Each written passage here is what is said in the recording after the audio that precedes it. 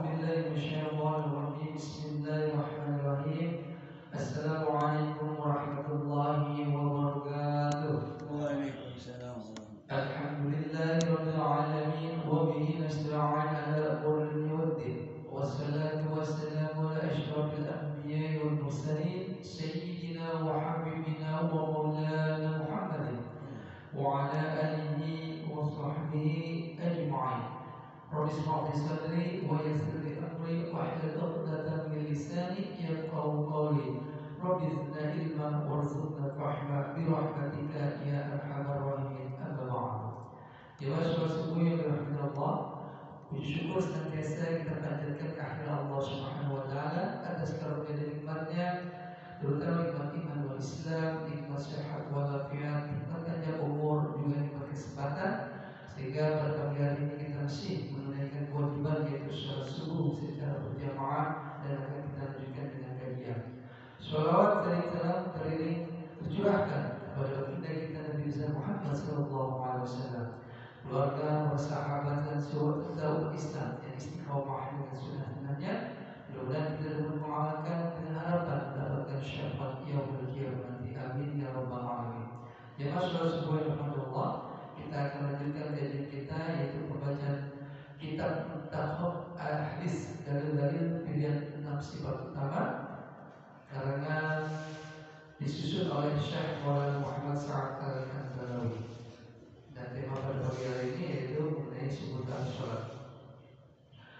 Dari Anas bin Malik radhiyallahu anhu ia berkata, Rasulullah sallallahu alaihi wasallam bersabda, barang siapa mengerjakan sholat berjamaah karena Allah selama 40 hari tanpa tertinggal takbiratul ula adalah imam, maka akan ditetapkan baginya 2 kebebasan, yaitu kebebasan dari neraka dan kebebasan dari sifat munafik. Hadis riwayat Tirmidzi, bab hadis mengenai keutamaan takbiratul ula nomor 241. Hafiz Munziri berkata, diriwayatkan oleh Tirmidzi, dan ia berkata, sepengetahuan saya tidak ada yang meriwayatkan hadis tersebut secara marfu' selain Muslim bin Qutaibah dari Tu'man bin Amr sahih. Dan hadis berkata Muslim, Tu'man dan orang-orang lainnya thiqah. Dari Abu Hurairah radhiyallahu anhu ia berkata, Rasulullah sallallahu alaihi wasallam bersabda, sungguh aku ingin sekali menyuruh sekumpulan pemuda dari kalangan sahabatku supaya mengumpulkan beberapa ikat kayu bakar, lalu aku datangi orang-orang yang mengerjakan sholat di rumah mereka tanpa uzur untuk membakar rumah mereka sedangkan mereka di dalamnya. Hadis riwayat Abu Daud dalam bab teguran keras terhadap meninggalkan sholat berjamaah. Lalu dari hadis Abu Hurairah radhiyallahu anhu ia berkata, Rasulullah sallallahu alaihi wasallam bersabda, barang siapa berwudu dengan sempurna kemudian berangkat menuju sholat Jumat, mendengarkan khutbah dan dia penuh perhatian, niscaya ia akan diampuni atas dosa-dosanya yang terjadi antara Jumat tersebut dengan Jumat sebelumnya, ditambah 3 hari. Barang siapa bermain-main dengan kerikil, berarti dia telah berbuat sia-sia. Hadis riwayat Muslim, bab keutamaan orang yang mendengarkan khutbah dan dia penuh perhatian. Selanjutnya dari hadis Abu Ayyub Al-Ansari, ia berkata, aku mendengar Rasulullah sallallahu alaihi wasallam bersabda, barang siapa mandi pada hari Jumat dan memakai minyak wangi jika punya, memakai pakaian yang paling baik, lalu berangkat menuju masjid dan mengerjakan sholat nafil jika bersedia tanpa mengganggu orang lain. Kemudian bila imamnya sudah keluar dan berkhutbah, ia pun diam memperhatikan sampai selesai sholatnya. Hal itu akan menjadi menghapus dosa antara Jumat itu dengan Jumat sebelumnya. Selanjutnya dari hadis Salman Al-Farisi, ia berkata, Nabi sallallahu alaihi wasallam, apabila seseorang mandi pada hari Jumat dan bersuci semampunya, meminyaki rambut dan jenggotnya, akan memakai minyak wangi yang ada di rumahnya, kemudian berangkat ke masjid tanpa memisahkan antara 2 orang dan mengerjakan sholat nafil sebanyak yang telah dicatat untuknya, lalu dia memperhatikan saat imam berkhutbah, maka dia pasti akan diampuni dan atas dosanya yang terjadi antara Jumat itu dengan Jumat sebelumnya. Hadis riwayat Bukhari. Keterangan tanpa memisahkan antara dua orang dalam hal ini yaitu memisahkan antara dua orang yang meliputi duduk di antara dua orang atau menyuruh salah seorang keduanya supaya pindah ke tempat lain, lalu ia berdiri duduk di tempat itu. Melangkahi bahu di antara dua orang juga dikatakan sebagai memisahkan antara dua orang.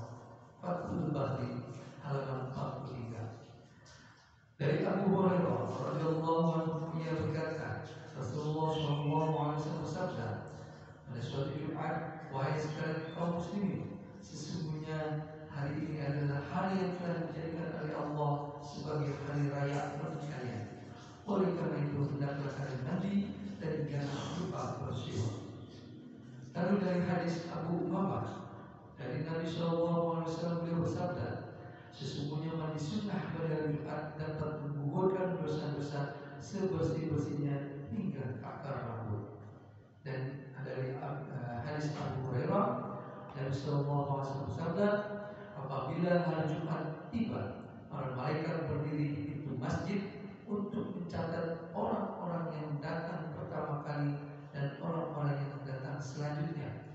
Perumpamaan orang yang berangkat pagi-pagi seperti orang yang mengorbankan seekor unta, kemudian setelahnya seperti orang yang mengorbankan seekor sapi, lalu seperti orang yang mengorbankan seekor kambing, lalu seperti orang yang mengorbankan seekor ayam, lalu seperti orang yang mengorbankan sebutir telur.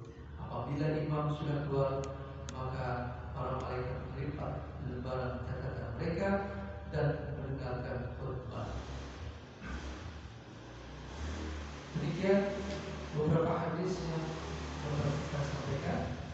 Ini hadis yang pertama kita baca yaitu mengenai siapa mengerjakan sholat berjamaah selama 40 hari tanpa tertinggal takbiratul ihram dari imam dan ikut berjamaah, maka ditetapkan baginya dua kebebasan, yaitu kebebasan dari neraka dan kebebasan dari sifat munafik. Kemudian yang kedua adalah ancaman dari baginda Rasulullah SAW bagi orang yang mengerjakan sholat di rumah.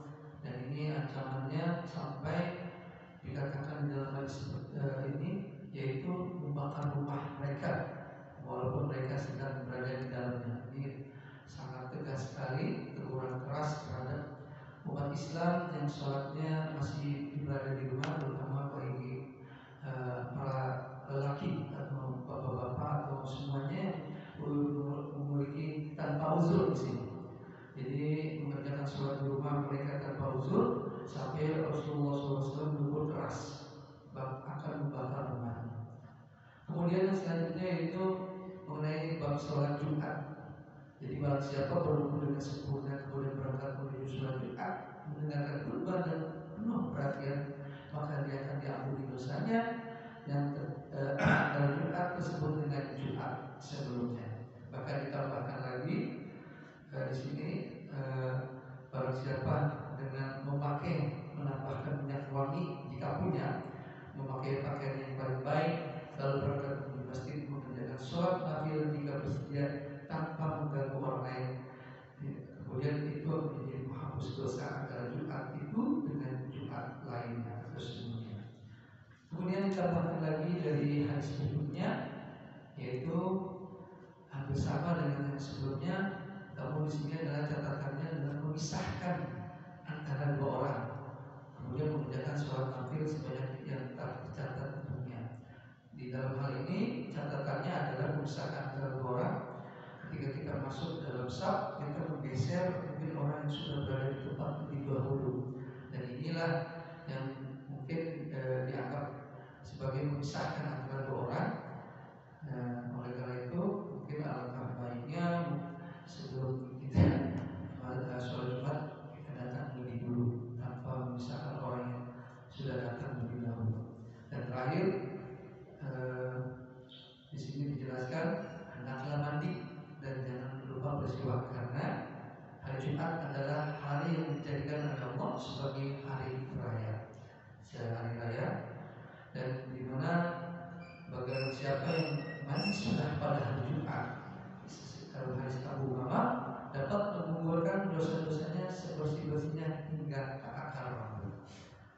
terakhir, siapa melaksanakan sholat Jumat, para malaikat akan berdiri di pintu masjid untuk mencatat orang yang datang.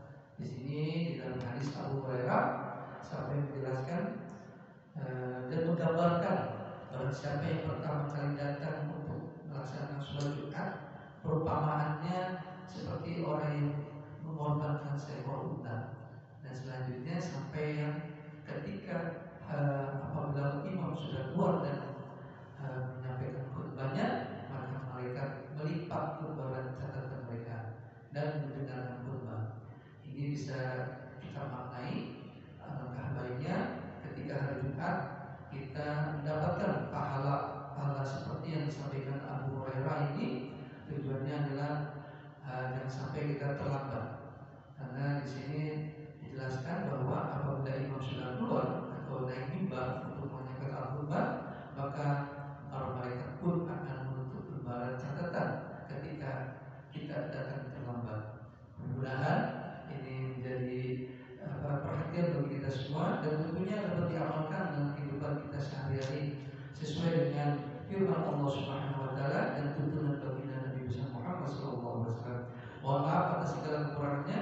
Wabillahi taufiq wal hidayah. Wassalamualaikum warahmatullahi wabarakatuh. Waalaikumsalam.